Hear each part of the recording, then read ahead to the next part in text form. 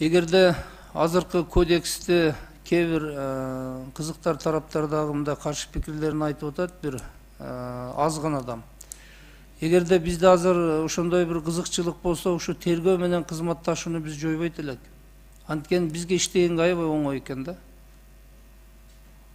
Кылмыш шектүү катары иш козгосоң, бирөөсү келип айтса, биз кылмышты мындай жасаганбыз, бул мынтип жасаган десе, болду, тергөөчү тергөөсү токтойт, анын корутунду түзүп сотко барабыз, сот нотариус катары 260 000 жана штраф салып бекитип коет атпайбы.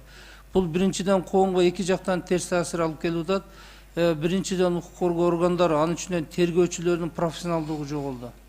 Кылмышты далилдөө, буюм далилдерин алуу, ал тез арада бетин ачуу деген профессионалдык жоюлуп, ал бири-бирине көрсөтмө берсе бүттү, иштин баары бүтүп атат да. Бул эртеңки биздин келечекке да терс таасирин тийгизет. Ошондуктан кылмышты шектүү катары козгодуң, бирок тергөөчү, ыкчам кызматкерлер аны кылмышты далилдеш керек. Ал өзүңүздөр билесиздер, бул негизги талап. Кылмышкер кылмышты мойнуна алган боюнча жоопко тартууда бул кандай да укуктуу чектөө болуп эсептелет.